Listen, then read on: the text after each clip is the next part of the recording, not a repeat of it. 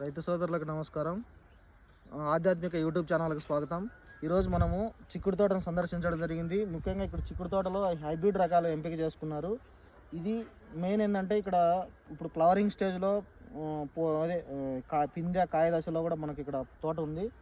ఈ తోటలో మనకు ఈ స్టేజ్లో మనం ఇక్కడ తీసుకుంటే క్లైమేట్కు వాతావరణం పరిస్థితుల వలన ఏమో తెలియదు, కానీ ఇక్కడ మనం చూడవచ్చు ప్రతి చోట పూత దశలో ఉంది కదా. ఈ పూత అనేది విపరీతంగా ఇప్పుడు డ్రాప్ అయ్యే అవకాశం కూడా ఉంది. ఎందుకంటే ఇక్కడ మనకు తామర పురుగు అనేది ఎక్కువగా ఉంది, ఇది రసం పీల్చేస్తూ ఉంది.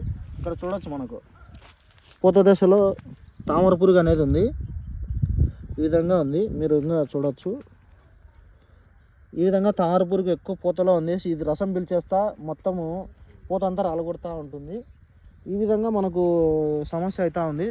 దీన్ని మనం అధిగమించాలంటే ఈ తామర పురుగు ఇది అన్సీజన్ మనకు ఎప్పుడు పడితే అప్పుడు పంటలు వేసేసి మార్కెట్లో రేటు ఉన్నాయి అని చెప్పేసి వేయడం వల్ల కూడా ఈ యొక్క రకరకాల ఈ రసం పీల్చే పురుగులు మనకు వచ్చే అవకాశం ఉంటుంది.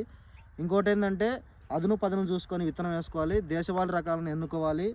అదేవిధంగా మనకు ఈ యొక్క మనం అల్టిమేట్గా sticky traps, blue colour sticky traps ఎకరాకు ఒక 20 స్టిక్కీ ట్రాప్స్ నాటుకున్నట్లయితే కూడా దీన్ని నివారించుకోవచ్చు. ఇంకోటి ఏంటంటే దేశవాళీ రకాలను ఎన్నిక చేసుకోండి, విత్తనాన్ని ఎంపిక చేసుకోండి. ఇంకోటి లాస్ట్ చివరిగా మనం చేయాల్సింది ఏంటంటే దీనికి పిప్రోనిల్ 80% WG అనేది ఒక బేర్ కంపెనీ వాళ్ళది జంప్ అని మనకు మార్కెట్లో అందుబాటులో ఉంది. అది 40 గ్రాములు ఒక ఎకరాకు పిచికారి చేసుకోవాలి. దాంతోపాటు ఎస్పేట్ కూడా కలుపుకోవాలి, ఒక అర్ధ కేజీ ఒక ఎకరాకు. ఈ విధంగా పిచికారి చేసుకుంటే ఈ యొక్క త్రిప్స్ని కంట్రోల్ చేయొచ్చు. ఇది కన్నా కంట్రోల్ చేయలేని పక్షంలో విపరీతమైనటువంటి డ్యామేజ్ చేసేస్తుంది. నెక్స్ట్ మరొక వీడియోలో మనం వచ్చేసి దేశవాళీ రకం చిక్కుడు గురించి తెలుసుకోబోతున్నాము. ఈ విషయాన్ని ప్రతి ఒక్కరికి తెలియజేయండి, షేర్ చేయండి, లైక్ చేయండి అని కోరుతూ ధన్యవాదాలు తెలియజేస్తున్నాను.